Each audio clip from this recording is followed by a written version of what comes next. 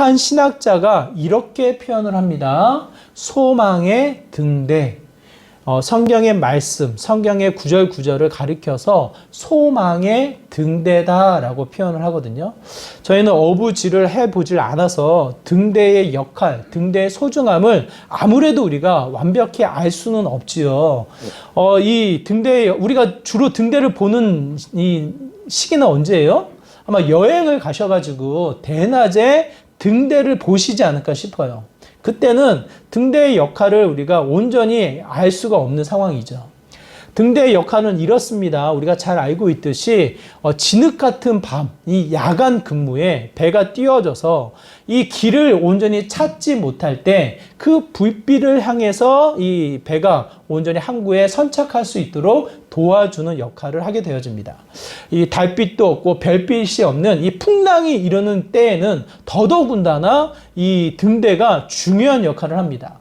아무 불빛도 없는 그 진흙 같은 어둠 속에 그 빛을 비추어서 선명하게 그 빛을 따라 이 배가 온전하게 선박할 수 있도록 도와주는 역할을 하지요. 이와 같이 성경은 소망의 등대가 되어진다. 어느 한 시대든지 어느 한 삶의 형태든지 간에 그 삶의 형태가 어둡고 답답하고 한치 앞을 알 수 없는 어려운 상황에 놓여 있든지 간에 그 자리에 소망의 등대가 되어서 말씀이 우리의 가야 할 바를 비추고 안전하게 그 생명이 유지되어져 나갈 수 있도록 우리의 삶을 비추는 역할을 한다. 소망의 등대라고 표현을 해요. 오늘 이 말씀을 살펴볼 때 오늘 본문의 9절 또한 소망의 등대의 역할을 하는 것이 아닌가라는 생각이 듭니다. 이 9절과 10절의 말씀이 비춰지는 말씀의 상황을 제가 설명해 드릴게요. 1절에서부터 8절까지, 아니 1장에서부터 8장까지 지난주에 제가 말씀드렸습니다. 1장에 있는 다리우 왕 몇 년이요? 2년. 다리우 왕 2년에 걸쳐서 이 말씀이 시작되어지고 다리우 왕 4년에 이 말씀이 주어졌다. 이 제가 지난주에 말씀을 드렸어요. 이 말씀을 드릴 때 어떠한 상황을 제가 설명을 드렸냐면 다리우 왕 2년, 좀 더 구체적으로는 다리우 왕 2년 6개월에 6월 달에 무슨 일이 벌어집니까? 멈추었던 성전 재건이 시작이 됩니다. 성전 재건이 시작이 되어서 몇 년이 지나요? 4년이 지나 다리우 왕 6년에 성전이 완성이 되죠. 그 사이 다리우 왕 4년 그 사이에 1장에서부터 8장의 말씀이 주어졌다라고 제가 말씀을 드렸어요. 1장에서부터 8장의 말씀이 어떻게 주어집니까? 성전 공사가 한창 진행되어질 때 주어진 말씀이니까 주로 어떠한 말씀이 주어져요? 하나님이 주신 성전의 이 사명에 낙심할 일이 아니다. 좌절과 낙심이 아닌 내 손을 견고히 하여 주어진 일을 열심히 감당해 나가도록 권하고 권면하는 말씀을 살펴보게 되어집니다. 한참 하나님의 성전을 지어나가는 그 중간 2년이 지나 4년 차에 이 성전이 4년에 완공이 되거든요. 그 중간에 주신 말씀이 1장에서부터 8장의 말씀이 그래요. 그러면 9장에서부터 14장의 말씀은 어떠한 상황 속에 주어집니까? 많은 신학자가 연구하고 이 관찰을 한 바 9장에서 14장의 말씀의 간격, 시간의 간격을 몇 년으로 두냐면 40년의 시간으로 둬요. 성전 재건이 끝나고 한참이 지난 이 시간의 간격을 이야기를 합니다. 그러면서 주신 말씀이 9장에서부터 14장의 말씀, 스가랴서로 한 권의 말씀으로 되어져 있지만 전혀 다른 내용이 담겨져 있다는 것을 우리가 알 수 있어요. 9장에서부터 14장의 상황을 좀 더 살펴봅니다. 시간으로는 40년의 시간이 지났어요. 성전이 다 지어지고 나서 38년의 시간이 지났어요. 정확하게 40년이 지났다 시간의 근거를 찾을 수는 없습니다. 그럼에도 불구하고 이 문맥 여러 가지 이 내용들을 통해서 살필 수 있는 것은 긴 시간 40년의 시간이 지났구나라는 신학자의 연구가 담겨져 있어요. 그러면서 이스라엘 백성의 믿음의 상태는 어떨까요, 여러분? 한번 생각해 보세요. 성전을 열심히 이 선지자들의 이 권면에 따라서 성전을 잘 지어서 이 마무리를 지었습니다. 그러고 나서 38년의 시간이 지났어요. 이스라엘 백성의 상황이 어떨까요? 믿음이 깊어지고 풍성하고 좋은 열매를 맺고 있을까요? 아니면 시간이 지남의 이 시간 속에 점점점 믿음이 약해지고 흩어지고 사라지는 상황일까요, 여러분? 우리의 소원은 뭐예요? 우리의 소원은 통일이에요. 우리의 소원은 통일이다 라고 이해하는 분들은 어렸을 때 우리가 간절하게 노래하고 그 마음을 가지고 있던 사람들이에요. 지금 아이들은 우리의 소원은 통일이에요 하면 무슨 말인지 몰라요. 시간이 지나면 지날수록 그 마음의 간절함이 사라지고 흩어지고 그 모든 내용이 사라져 나가는, 잊혀져 나가는 것을 보게 되어집니다. 어쩌면 이스라엘 백성의 상황도 그런 상황이 아닐까 싶어요. 분명 이스라엘 백성들은 하나님의 약속을 믿고 하나님의 말씀을 따라 고향인 예루살렘으로 돌아왔습니다. 많은 선지자들의 권면에 따라 성전을 건축했습니다. 그럼에도 불구하고 이스라엘 백성의 상황은 변하지 않아요. 그들이 기다렸던 다윗과 같은 왕이 임하지 않아요.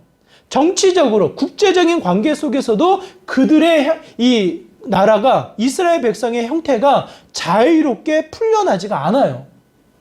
나라만 바뀔 뿐 아수르에서 바벨론에서 이 노마로 바뀔 뿐 페르시아에서 노마로 바뀔 뿐 자신들의 이 속국, 자신들의 이 포로 상황은 풀리지 않는 이 국제적인 정세를 경험하게 되어집니다. 대제사장으로 그 이스라엘 백성이 좀 뭉쳐 있지만 대제사장이 시간이 지나면 지날수록 그 리더십, 그들의 이 영성이 어떻게 되어져요? 사라지고 말아요. 점점점 또 다른 정치, 종교 지도자인 사두개인이 나타나게 되어지고 혼란과 혼탁한 상황을 직면하게 되어지는 게 이스라엘 백성의 상황이에요. 그러다 보니까 하나님이 주신 언약, 하나님이 주신 왕, 하나님이 주신 말씀이 그들의 마음속에 남겨져 있습니까? 기억은 해요. 알고는 있어요. 그럼에도 불구하고 일상에서는 아무런 영향력을 주지 못하는 혼탁한 시대를 살아가는 게 이스라엘 백성의 상황인 것을 보게 되어져요. 이 시간이 지나면 어떠한 시기가 찾아옵니까? 이 스가랴와 말라기는 구약의 끝자락에 있는 말씀이에요. 구약 창세기에서부터 말라기에 이르기까지 시간의 흐름을 쭉 살피다가 구약의 시대가 멈추는 끝자락에 있는 말씀이 말라기고 스가랴예요. 스가랴. 특히 9장에서 14장은 38년, 총 시간으로 40년의 시간이 지나 마지막 가락에 하나님이 주신 말씀이에요. 그 이후에 찾아오는 시간의 말씀은 400년의 암흑기, 400년의 침묵기를 접하게 되어져요. 마태복음이 시작되어지고 예수님이 활동하기 직전에 400년의 시간이 멈추는 시간을 갖게 되어져요. 하나님이 말씀하지 않아요. 하나님이 선지자를 보내지 않아요. 그래서 암흑기, 침묵기라고 불리게 되어집니다. 그 시작점의 끝자락에 있는 이 스가랴가 9장에서부터 14장의 말씀을 주고 있는 거예요. 암흑기, 침묵기, 점점점 믿음의 상태가 흩어지고 사라지는 그 상황 속에 다시 한번 빛을 내어서 그들의 믿음, 그들의 영혼, 그들의 삶을 비추고 인도하고자 등대를 밝히는 말씀이 오늘 9절과 10절의 말씀이 아닐까. 9장과 14장의 말씀이 그러하지만 그 중에서도 우리 9절과 10절의 말씀을 통해서 그의 이스라엘 백성의 상태를 비추는 상황을 우리가 살펴보려고 합니다. 단순하게 이스라엘 백성만 그런가요? 그렇지 않아요. 오늘날도 우리의 영혼, 우리의 이 신앙, 우리의 믿음의 상태를 살펴볼 때 혼탁하고 이 여러 가지 혼란스러운 것을 경험하게 되어집니다. 제가 수요 예배에서도 잠깐 말씀드렸지만 한 선생님과 이야기를 나누는 시간이 있었어요. 학교 선생님이 이렇게 표현을 해요. 코로나 이 시간을 통해서 자기가 경험하는 것, 자기가 이 학생들을 만나보고 나니까 자신이 느껴지는 것이 이와 같다고 얘기를 해요. 마치 이 아이들이 코로나 전 시기에 멈춰 있는 것만 같다고 이야기를 해요. 성장도 성숙도 아닌 그냥 그 순간 이 2년의 시간이 그냥 사라져버리고 성장과 성숙이 멈춰있는 그 상태에 아이들이 있는 것 같다고 너무 안타깝고 속상하다는 말을 하시더라고요. 여러분 한번 생각해 보세요. 이 코로나19를 통해서 여러분의 영혼, 여러분의 믿음, 여러분의 신앙의 상태는 어떠한 상황인가요? 성장과 성숙, 더 깊이를 추구하며 달려나가셨나요? 아니면 멈춰있는 시간인가요, 여러분? 한편으로는 이런 생각이 들어요. 멈춰있는 것도 너무 감사하다. 왜? 퇴보하는 일들이 많으니까. 뒷걸음질 치는 일도 종종 나타나니까 오히려 멈춰있는 것도 당연한 게 아닌가? 그런 착각을 우리가 일으킬 정도로 우리의 신앙, 우리의 믿음, 우리의 이 예배, 일상에서 예배드리는 우리의 삶의 형태가 상당히 멈춰있는 느낌이 아닌가라는 생각을 하게 되어집니다. 이거는 종교적인 부분만 그런 것이 아니라 전 세계가 얼마나 혼탁한 가운데 놓여져 있는지를 보게 되어져요. 이런 연구가 있습니다. 통계청에서 정신건강 실태 조사를 했어요. 우리나라 통계청에서 정신건강이 얼마나 건강한가 이 실태 조사를 하니까 4명 중에 1명, 좀 이 자리에 계신 분들을 따지면은 3-4명이 정신이 건강하지 않은 거예요. 온전한 정신이 아닌 상태로 우리가 살아간다는 거예요. 4명 중에 1명이. 거기에서 12.1%가 정신 건강의 문제로 전문가의 도움을 받아야 된다라고 이야기를 합니다. 그만큼 우리나라 국민 상태가 상당히 불안하고 불안한 상황 속에 일상을 살아가고 있다는 것을 이야기를 해요. 좀 더 구체적인 연구가 있습니다. 2014년도에 9만 3천여 명이 공황장애를 겪어요. 2014년에. 근데 2020년에 이 공황장애, 9만 명의 이 공황장애를 겪었던 사람들이 2020년도에는 15만 명으로 늘어나요. 15만 9천여 명. 대략 16만 명으로 늘어나게 되어져요. 이게 뭐 많다 적다를 이야기하는 것이 아니라 무슨 내용을 전달을 하는 거냐면 2014년도에 9만 명이었던 사람들이 2020년도에는 15만 9천 명, 16만 명에 이르기까지 증가를 한다는 거예요. 70%가 증가를 했다는 거예요. 얼마나 극속도로 이 정신의 상태가 불안한 속에 공황의 이 장애를 겪고 있는지를 상황적으로 이렇게 보여주고 있는 내용이에요. 공황장애가 이런 거예요. 아무런 상황이 아니에요. 지금 처해 있는 상황은 아무런 상황이 아닌데도 불구하고 숨을 쉴 수 없는, 마치 이 순간에 내가 죽을 수도 있겠구나라는 극도의 공포감을 느끼는 상황이에요. 몸이 펴지지를 않아요. 그냥 움츠러들어서 이 불안함 속에 멈춰있는 상태. 누군가가 그 모습을 보면 당장이라도 응급실에 데려가야 되는 상황. 그런데 희한해요. 응급실에 도착하면 이 장애가 사라져. 온전한 상태로 다시 돌아와줘요. 그러다 보니까 이 공황장애를 겪는 사람은 극도의 공포감, 언제 자기가 그 공포에 또 치닫게 되어지는지 불안한 속에 살아가는 형태를 보게 되어져요. 그 증가 속도가 굉장히 빠르다라는 것을 통계가 보여주고 있습니다. 이 시대 우리가 어떠한 모습으로 살아가고 있나요? 굉장히 암흑기, 불안함과 혼란과 혼탁한 시대에 우리 자녀들이 그리고 우리의 가정의 사람들이 살아가고 있음을 보게 되어집니다. 이스라엘 백성에게만 오늘 본문의 말씀을 주신 것이 아니라 동일하게 우리에게도 이 말씀을 주셔서 암흑기에 다시 한번 우리의 갈 바를 알게 하시고 그 방향을 향해서 나아가도록 우리에게 말씀해 주고 계신 것이 아닌가라는 생각이 들어요. 무슨 말씀을 주시나요? 우리 9절의 말씀입니다. 우리 9절의 말씀 함께 읽도록 하겠습니다. 함께 있습니다. 시작. 시온에 따라 크게 기뻐할지어다. 예루살렘에 따라 즐거이 부를지어다.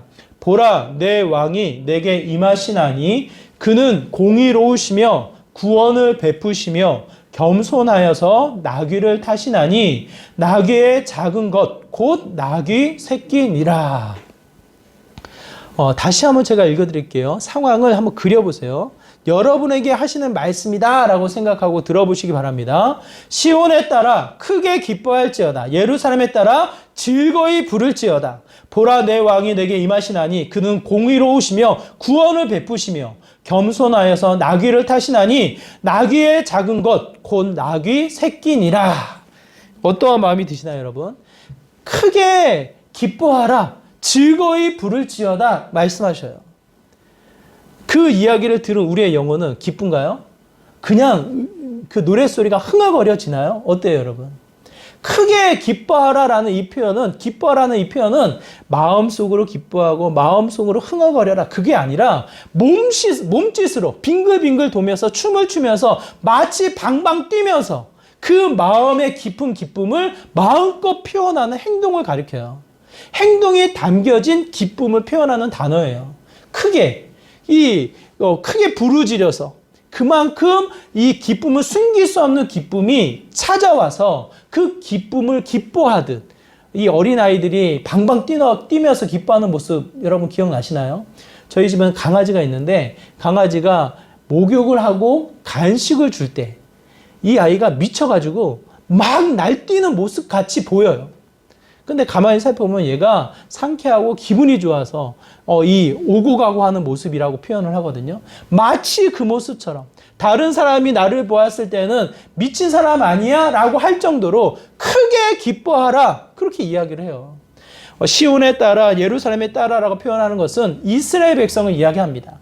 오늘날에는 하나님을 믿는, 하나님의 택함을 받은 그의 모든 백성을 가리켜서 말씀하고 있어요. 크게 기뻐하라, 즐거이 부를지어다. 그 모습이 오늘 저의 모습인가요? 그 모습이 우리의 일상, 우리들의 모습인가요? 우리가 무엇으로 크게 기뻐합니까? 언제 기뻐했습니까? 이스라엘 백성의 상황을 보면 절대로 기뻐할 수 있는 상황이 아니잖아요.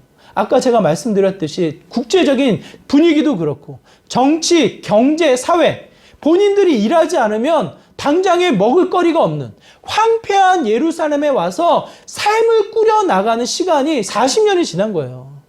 얼마나 피폐한 삶을 살았는지 지난 시간들을 생각하면 그냥 입술이 마르듯 침이 마르듯 참 그날 힘들었지.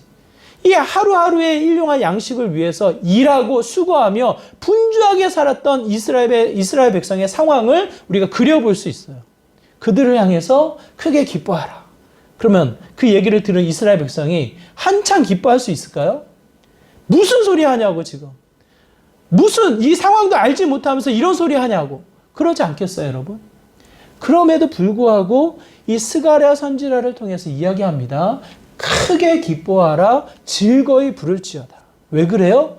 중간에 말씀해 보면 이렇습니다. 그는 공의로우시며 구원을 베푸시며 유일한 왕으로 임하셔서 구원을 베푸시며 우리를 향해서 공의로 일하실 분이 예수님이신 것을, 하나님이신 것을 다시 한번 이야기를 해요. 우리 본문에 보면 보라 내 왕이 내게 임하시나니 라고 표현하거든요. 여기에서 왕은 단수로 기록되어 있어요. 단수. 다윗 왕의 후손 대대로 시대에 따라서 왕을 세워서 너희들을 다스리며 구원을 이루겠노라, 그런 이야기가 아니라 한 사람의 왕을 세워서 다시 너희들을 회복시키겠노라, 구원하겠노라고. 제가 오늘은 자세히 살피지 않아요. 11장에서부터 17장에 이르기까지 그 구원의 모습이 어떠한지를 자세히 이야기를 합니다.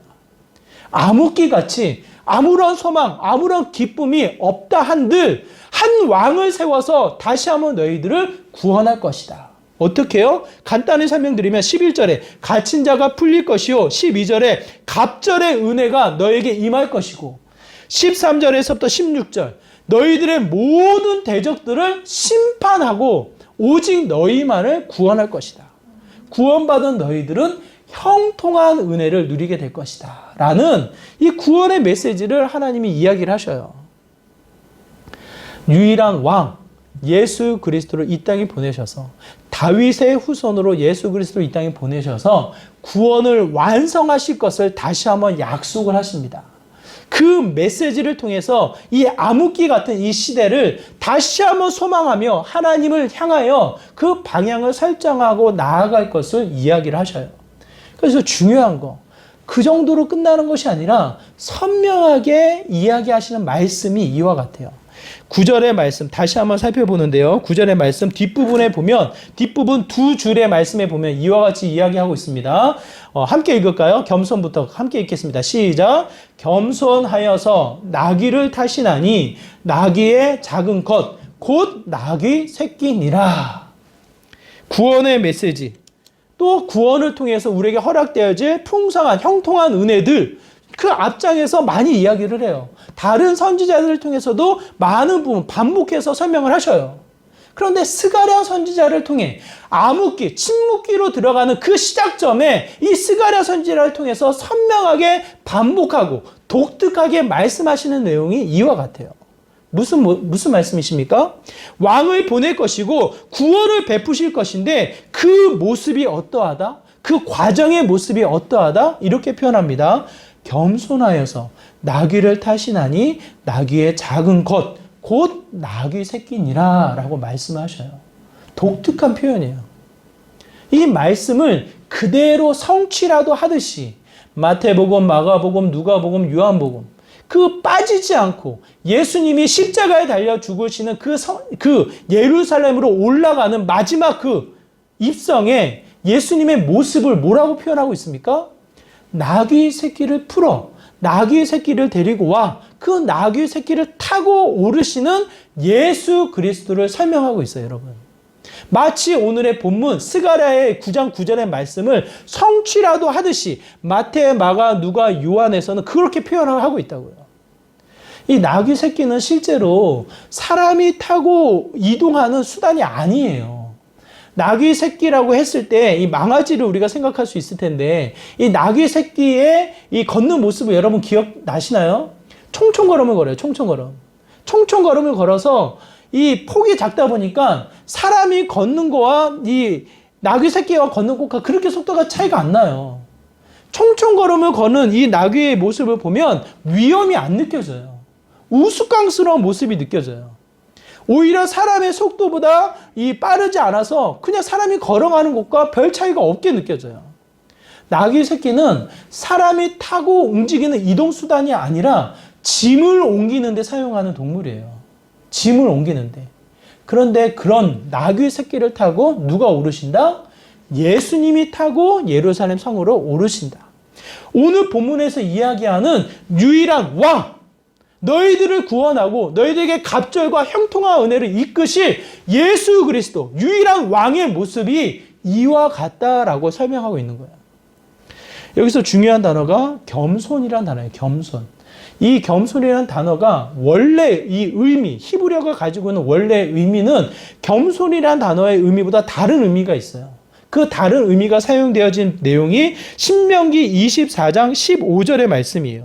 신명기 24장 15절의 말씀 우리 같이 읽겠습니다. 함께 읽습니다. 시작. 그 품삯을 당일에 주고 해진 후까지 미루지 말라. 이는 그가 가난함으로 그 품삯을 간절히 바람이라. 그가 너를 여호와께 호소하지 않게 하라. 그렇지 않으면 그것이 내게 죄가 될 것임이라. 겸손이라는 단어가 안 나와요. 한글로는 안 나오지만 원어를 통해서 살펴보면 동일한 단어가 쓰여 있어요. 어떠한 번역으로 나옵니까? 가난함으로. 가난함으로라는 단어예요.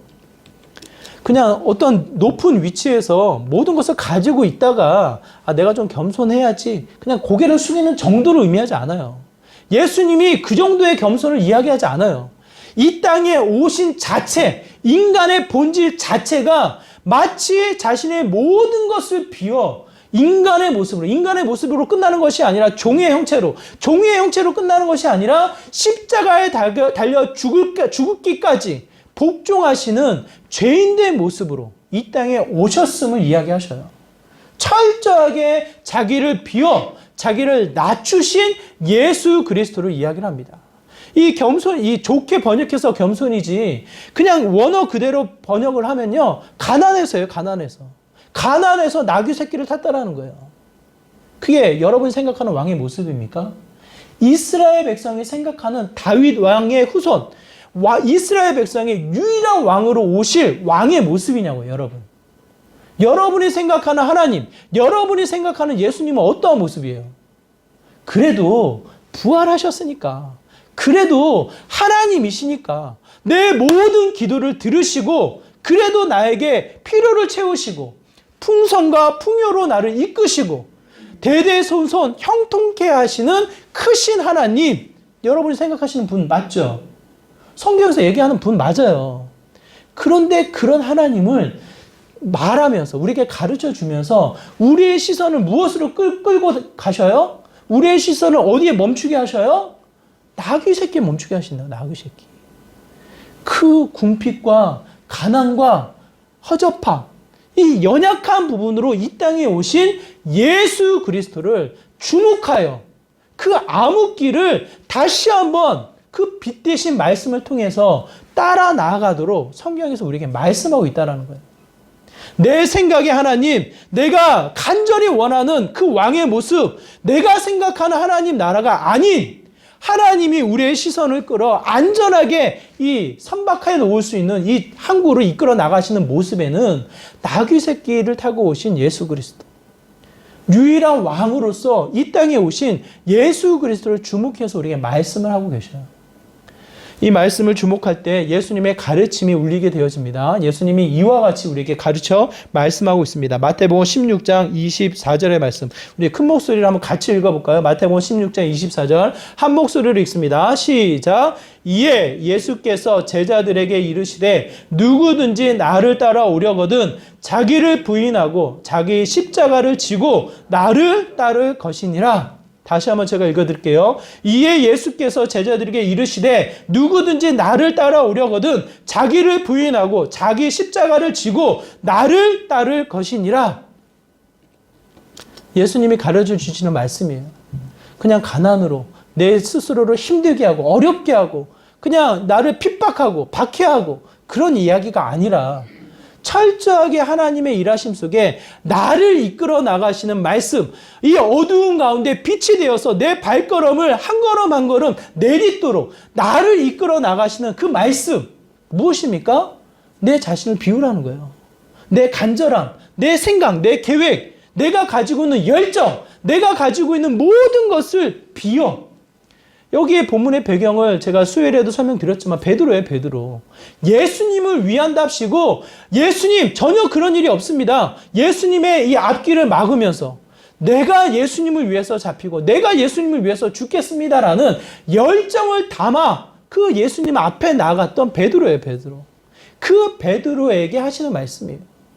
칭찬해야죠. 나를 위하는 거니까. 제자가 스승을 위하는 거니까. 얼마나 기특해요. 얼마나 예뻐요. 그렇게 못할지언정 그 마음을 받으셔서 아 그래 네 마음을 내가 알겠노라 칭찬하고 세워줘야 되는 거 아니에요, 여러분? 근데 예수님은 그렇게 안 하신다니까요.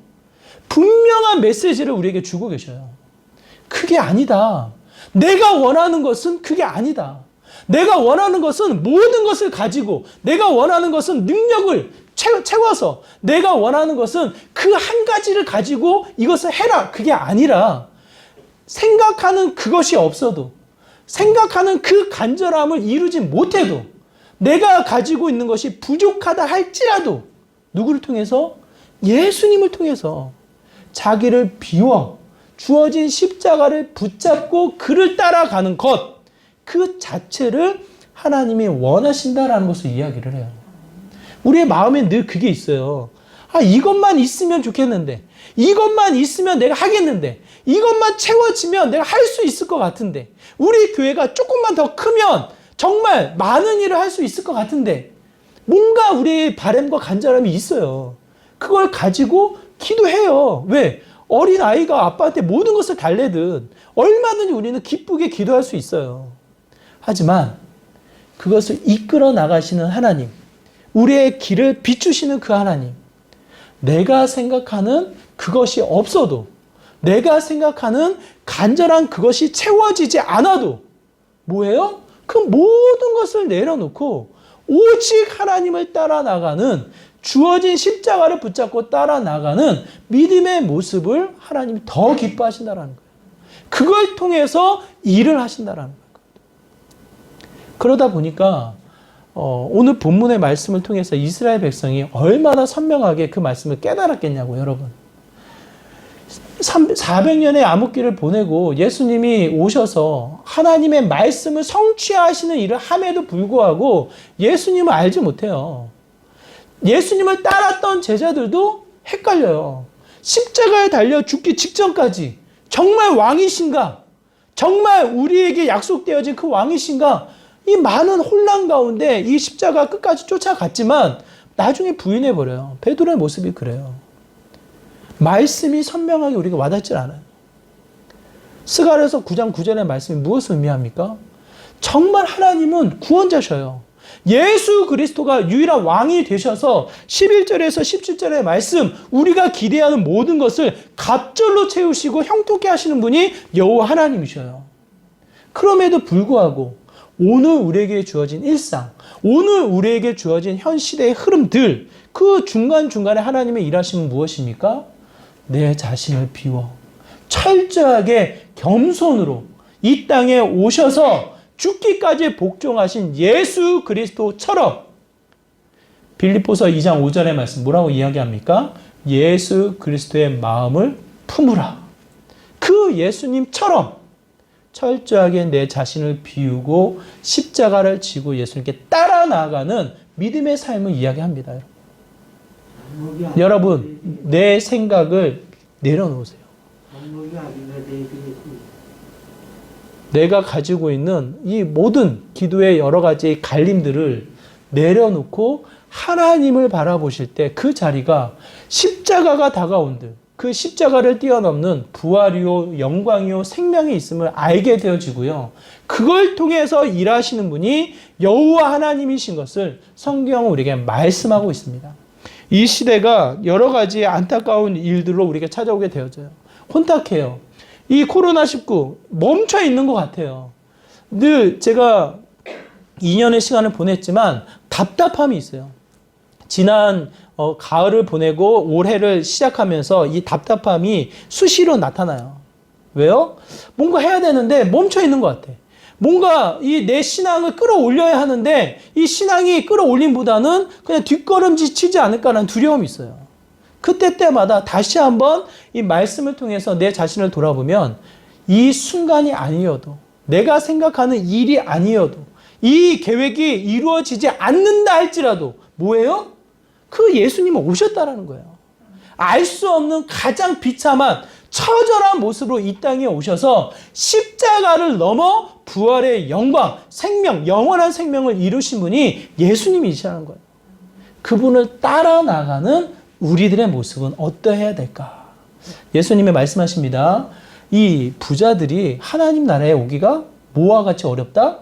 낙타가 바들구멍 통과하는 것보다 어렵다. 쉽지 않은 거예요. 내가 가지려고 하는 그것만 있으면, 내가 이루려고 하는 그것만 이루어지면 뭔가 될 것 같지만 그것이 오히려 나에겐 해가 될 수 있기 때문에 하나님 막고 있는 거예요, 여러분. 저는 그렇게 생각해요. 그래서 그게 없다 할지라도 이루실 하나님을 기대하며 하나님 자체를 붙잡고 나아갈 것을 성경은 우리에게 말씀하고 있습니다. 오늘 본문은 암흑기를 시작하는 이 소망의 등대가 되어져요. 저는 여러분의 영혼을 비추고 이 말씀을 통해서 한 걸음 한 걸음 나아가 내 일상뿐만 아니라 세상을 비추어 나가는 믿음의 삶의 모습이 되기를 소망합니다. 여러분은 어떤 하나님을 기대하시나요? 내 기도를 들으시는, 그 기도를 전달하시는 예수님의 이름으로 기도합니다라고 늘 우리가 고백하는 예수님의 모습은 어떠한 모습인가요, 여러분? 오늘 본문이 없고서는 예수님이 없으세요. 유일한 왕을 우리에게 소개하기를 반복해서 이야기를 해요.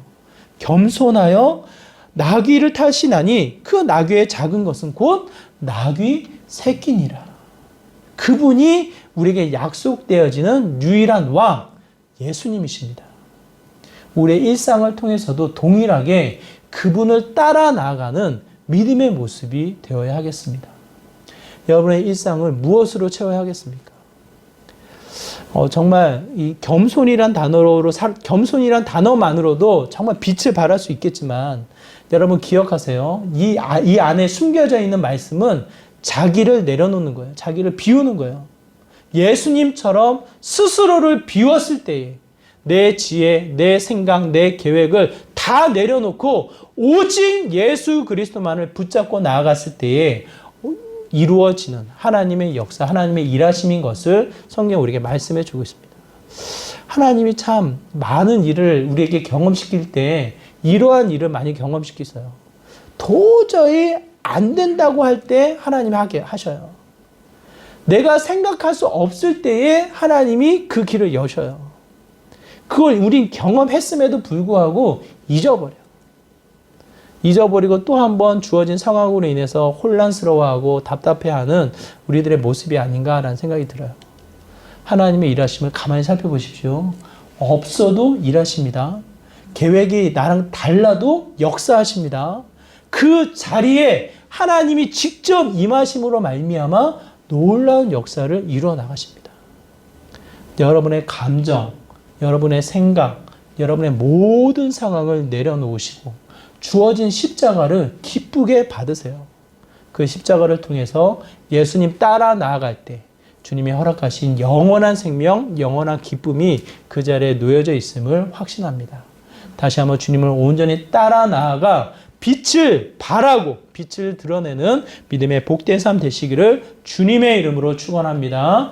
우리 말씀을 기억하면서 함께 기도하기 원합니다. 하나님, 내 삶이 말씀을 비추어 말씀을 통해 주를 따라 나가는 믿음의 삶이 되길 소망합니다. 예수님처럼 예수님의 마음을 따라 다시 한번 내 자신을 내려놓게 하여 주시고 철저히 나에게 주어진 십자가를 붙잡고 주님 따라 나아가는 믿음의 귀한 삶이 되게 하여 주시옵소서라고 말씀을 기억하시면서 우리 시간 함께 기도하며 나가도록 하겠습니다. 기도합니다. 하나님, 이 시간 간절한 마음으로 기도합니다. 우리의 인생살이 주님 안에 놓여져 있지만 주님, 정말 주님을 따라 나가는 믿음의 삶이 되길 소망합니다. 나의 생각, 나의 감정, 나의 모든 계획들을 내려놓고 오직 주님을 붙잡아 나가는 믿음의 삶이 되기를 소망합니다. 하나님, 우리에게 허락되어지는 우리의 이 여러 가지 상황 속에 오직 주님만을 바라보게 하여 주시고 주님 붙잡고 나아가는 믿음의 귀한 삶이 되게 하여 주시고 지금도 내 마음, 내 생각을 여러 가지로 채우고 있는 혼탁한 여러 가지 생각들을 다 내려놓게 하여 주시고